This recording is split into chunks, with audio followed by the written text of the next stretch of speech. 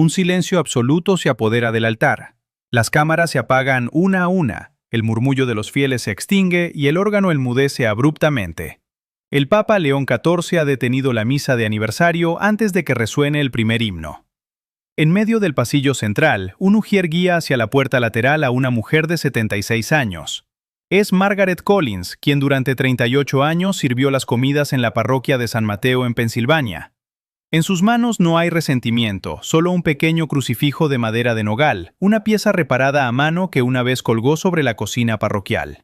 Ella pide disculpas por retrasar a la multitud, sin comprender aún la magnitud de lo que su presencia acaba de desatar.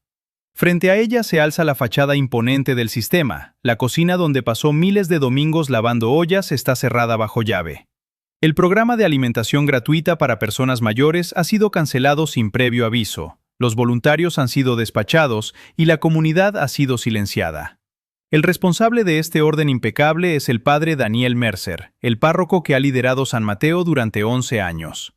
Mercer es un hombre de números limpios, un gestor admirado por donantes prósperos, famoso por transformar los problemas pastorales en gráficos de rendimiento perfecto.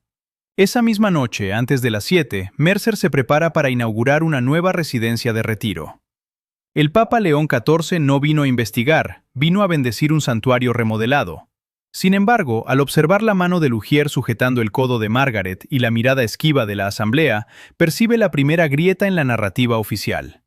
Cuando el pontífice pregunta por qué la anciana es retirada, el padre Mercer interviene con la soltura calculada de quien sabe sofocar un incendio antes de que se propague, asegurando que la mujer simplemente está alterada y que es mejor dejarla descansar. Pero la voz de Margaret rompe el cerco institucional con una sola pregunta. ¿A dónde fue el dinero de la cocina? La respuesta del párroco no habla de pérdida ni de error, sino de una reestructuración necesaria. Pronuncia las palabras que redefinen todo el conflicto. El dinero no fue robado, fue redirigido hacia un activo parroquial a largo plazo. En ese instante, la arquitectura del poder choca contra la fragilidad humana. León XIV toma el crucifijo de las manos temblorosas de Margaret, lee la inscripción grabada en la parte posterior, para los que no tienen mesa, y pronuncia la orden que detiene la maquinaria burocrática. La misa va a esperar. Lo que parecía un conflicto menor revelará de inmediato un catalizador oculto. El fondo de reserva de $18,000 anuales para alimentar a los ancianos no desapareció por falta de recursos. La verdad administrativa de San Mateo esconde la creación del St. Matthew Renewal Trust, una entidad constituida 18 meses atrás para adquirir una residencia privada de casi $1 millón. Mientras la cocina parroquial se cerraba aduciendo insolvencia, la nueva propiedad levantaba sus muros con sauna, cava de vinos y una piscina climatizada. El choque conceptual se vuelve inevitable cuando se abren las carpetas financieras sobre la mesa. El padre Mercer y el oficial de finanzas diocesano, Paul Hennessy, apelan a la prudencia estratégica, argumentando que una parroquia que no atrae grandes capitales no puede sostener a nadie. Frente a ellos reposan las restricciones originales de los donantes, fondos dejados por viudas, el pago de un seguro de vida de un obrero retirado y la venta del camión de un difunto, dinero destinado exclusivamente a garantizar que los ancianos no comieran solos. Sin embargo, el quiebre definitivo no es financiero, sino profundamente personal. Al inspeccionar el crucifijo, León XIV descubre un detalle que no figura en ninguna auditoría oficial. La cruz fue tallada por el difunto esposo de Margaret para Daniel Mercer, cuando este era solo un seminarista sin recursos que comía en la cocina de los Collins. El hombre que hoy reestructura activos es el mismo joven a quien esta comunidad alimentó antes de que lo llamaran padre. Las carpetas se cierran, el reloj marca las 11:18 de la mañana, y la bendición oficial está programada para las 7 de la tarde. El tiempo corre, pero la investigación acaba de comenzar. ¿Puede una estructura institucional justificar el despojo de los más vulnerables en nombre del futuro? ¿O la verdad oculta en esa madera vieja desmantelará el imperio del padre Mercer antes de que caiga la noche? El recorrido hacia la verdad no comienza en las oficinas corporativas ni en los despachos de contabilidad, sino en el espacio donde el despojo tuvo lugar. León XIV pide a Margaret que lo lleve a la vieja cocina parroquial. El aire allí adentro huele a polvo, metal frío y limpiador de limón, el rastro químico de un lugar donde no se ha preparado una sola comida en 9 semanas. Margaret conserva la llave original en una cinta azul alrededor de su muñeca.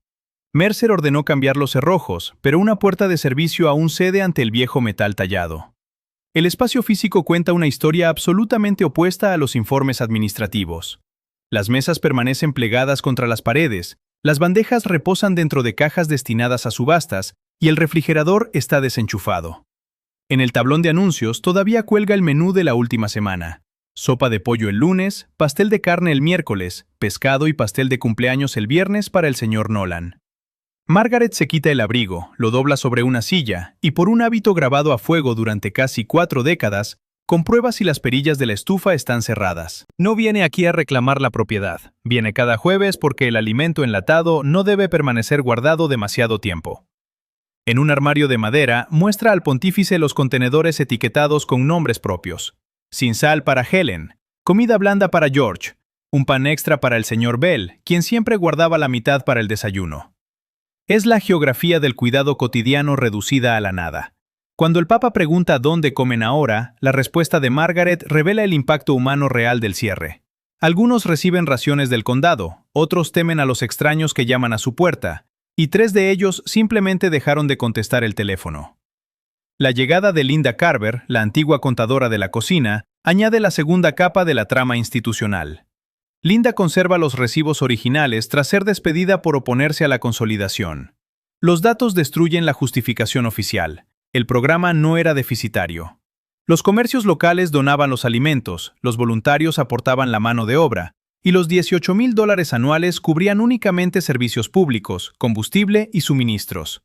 La cocina no se cerró por falta de fondos, sino porque Mercer necesitaba vaciar el ala del edificio para inscribirla en un catálogo de alquileres privados para eventos comerciales. El hallazgo decisivo aparece al final del inventario de la subasta programada. En la línea 47 figura un objeto calificado con un valor estimado de $25. Crucifijo devocional tallado a mano, pared de la cocina. La cruz que Margaret sostiene en sus manos ya había sido catalogada para la venta. Al girar la pieza de madera, bajo la inscripción principal se aprecian unas letras desgastadas por los años. Daniel, mantén un lugar para ellos. La memoria borrada del sistema cobra rostro. Años atrás, cuando la madre de Mercer trabajaba turnos nocturnos en una fábrica textil y cayó enferma, el joven Daniel cenaba en la cocina de los Collins. James pagó parte de su último año de seminario y Margaret lavó sus 2 únicas camisas antes de la ordenación. En una fotografía conservada en el archivo parroquial, tomada tras su primera misa, un Mercer delgado y sonriente posa entre James y Margaret bajo ese mismo crucifijo. Al reverso, escrito por su propia mano, se lee una promesa. Nunca olvidaré a quienes me alimentaron. El contraste con el presente se vuelve abrumador a las 2:40 de la tarde, cuando llegan los registros de ocupación de la mansión. Mercer durmió allí 87 noches en los últimos 6 meses, mientras que solo se realizaron 2 retiros formales, ambos con los mismos donantes adinerados que financiaron la cava de vinos y el paisajismo. La ama de llaves, Rosa Álvarez, confirma que las iniciales del sacerdote están bordadas en las toallas de la suite principal.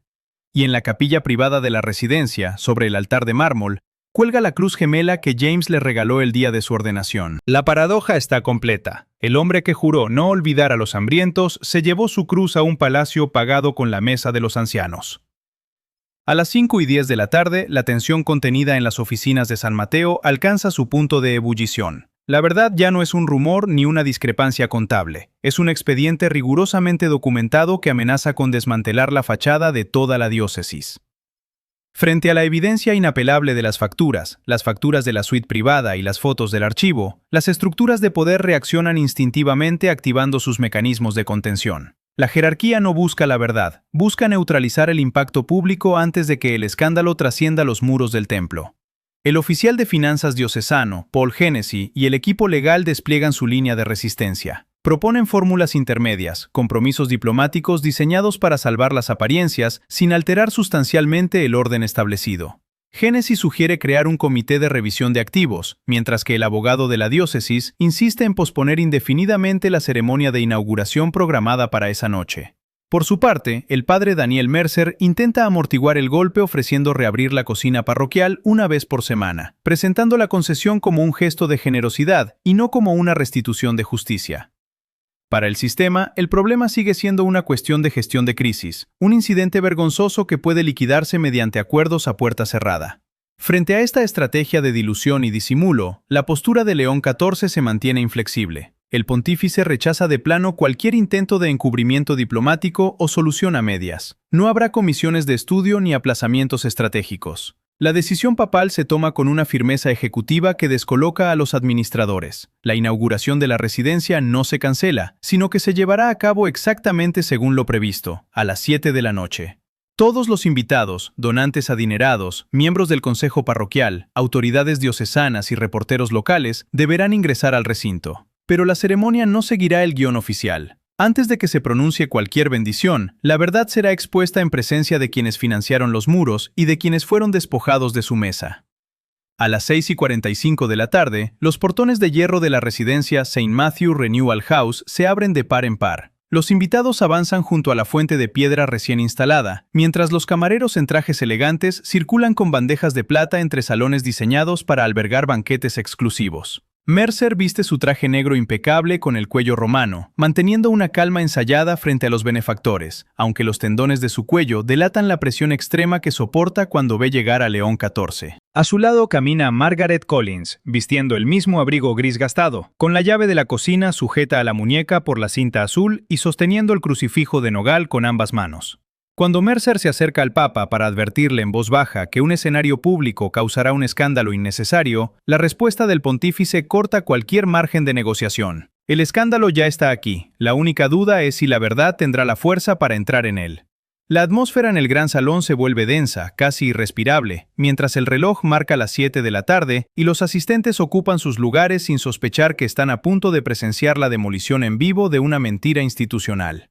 A las 7 en punto, los invitados abarrotan el salón principal de la residencia. El padre Mercer se da vuelta y avanza hacia la plataforma, preparando su voz para hablar de visión, renovación y futuro. Pero antes de que pueda articular la primera palabra, León XIV levanta una mano y quiebra el protocolo. La sonrisa ensayada de Mercer desaparece al instante. El pontífice señala el techo esculpido, la piscina que se divisa tras los ventanales de vidrio y la mesa de comedor servida para 40 comensales. Formula una sola pregunta: ¿quién pagó por esta casa? La respuesta autómata del sacerdote apela al St. Matthew Renewal Trust. Cuando el Papa repite la pregunta sin mover un solo músculo, Mercer mira con desesperación hacia Génesis, balbuceando que los fondos parroquiales fueron transferidos de manera legal. Es el momento en que la fachada administrativa se desmorona por completo. Margaret Collins camina hacia el centro de la sala y deposita el viejo crucifijo de madera sobre la mesa de mármol. La pieza desgastada y reparada luce fuera de lugar en medio del lujo, exponiendo la ridiculez del artificio. Acto seguido, Linda Carver toma la palabra y lee en voz alta los nombres de las cuentas restringidas: James Collins, Evelyn Price, Helen Ward, Arthur Bell, Martha Lewis.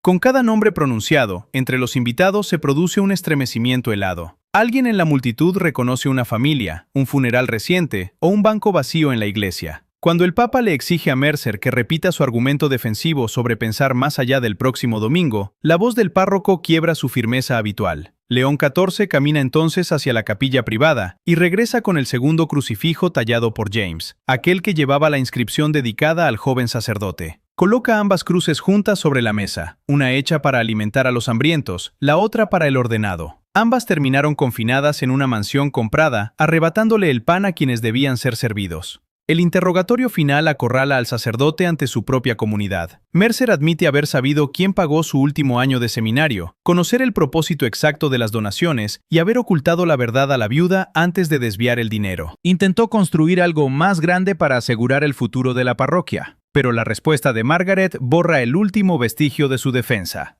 Usted ya tenía algo que alimentaba a la gente. No hay ira en su voz, solo la aplastante certeza de que la labor humilde ya era sagrada. El juicio moral no requiere gritos ni venganza. León XIV le ordena al sacerdote mirar a la anciana a los ojos y verbalizar lo que compró el dinero de su esposo. Ante el silencio de la sala, Mercer debe admitir en voz alta que compró esa casa, que cerró el programa de comidas y que llamó confundida a la mujer que lo acogió en su juventud. En ese instante, las máscaras del sistema caen definitivamente. La autoridad formal queda despojada de su dignidad simulada, revelando que detrás de los gráficos de rendimiento y los grandes proyectos solo había un profundo e injustificable abandono humano. El veredicto final no se pronuncia como una condena judicial, sino como una restitución inevitable de la justicia. León XIV se dirige a la asamblea y decreta la disolución inmediata de la residencia privada. A partir de la mañana siguiente, el St. Matthew Renewal Trust queda bajo control independiente. Las habitaciones se transforman en espacios de recuperación para ancianos convalecientes, el gran comedor pasa a servir el programa de comidas restaurado, y los terrenos regresan a las manos de aquellos cuyos sacrificios pagaron cada ladrillo. Se ordena una auditoría pública exhaustiva, la devolución total de los fondos restringidos mediante la venta del mobiliario no esencial, y el reembolso diocesano. Ninguna de las personas involucradas en las transferencias irregulares participará en la supervisión de dicho proceso. La destitución del padre Mercer se efectúa esa misma noche. Privado de toda autoridad financiera, se le ordena abandonar la residencia antes de la salida de los invitados y cooperar plenamente con las investigaciones civiles y eclesiásticas. Pero antes de cruzar la puerta, debe ejecutar un último acto de reparación: devolver la llave de la cocina parroquial a Margaret Collins. De su maletín de cuero extrae la vieja llave de latón que conservaba como prueba del acceso revocado y la deposita en la mano de la anciana. Margaret cierra los dedos sobre el metal y pronuncia las palabras que definen la distancia entre sus mundos. Nunca quise su casa, solo quería su cena. Mercer asiente en silencio, realizando el único gesto honesto de toda la jornada. La transformación del espacio es inmediata. León XIV pide retirar los tarjeteros de los donantes de las mesas de gala, invita a Margaret a elegir su asiento y ordena llevar la comida preparada al exterior, donde varios autobuses han trasladado a las personas mayores del programa cancelado. En cuestión de minutos, el lujoso salón se llena de andadores, bastones, tanques de oxígeno y voces familiares. El señor Nolan cena bajo una araña de cristal más valiosa que su primer automóvil, mientras la hermana de Helen Worth toca la servilleta de lino con el asombro de quien teme perderla. Margaret no ocupa la cabecera, camina de silla en silla asegurándose de que cada uno reciba el plato adecuado. El pontífice lleva ambas cruces de madera al comedor social, cuelga el crucifijo de la cocina de James sobre el umbral de entrada y coloca la cruz de ordenación de Mercer en la silla vacía donde se esperaba la presencia del párroco. No hay burlas ni aplausos. La silla desierta proclama un límite definitivo. 7 semanas más tarde, la estructura de hierro en la entrada cambia su nombre oficial. La mansión pasa a llamarse St. Joseph's House, un lugar en la mesa. La piscina se convierte en sala de terapia física, la cava de vinos en almacén de alimentos y las suites privadas en dormitorios de recuperación médica. La antigua cocina de la parroquia reabre sus puertas al primer rayo de sol del jueves siguiente. La llave de latón cuelga de la cinta azul en la muñeca de Margaret, abriendo la puerta que nunca debió cerrarse. Sobre la estufa reposa el crucifijo de nogal reparado, donde el vapor de las ollas vuelve a oscurecer lentamente la base de madera. Debajo de la inscripción original que pedía una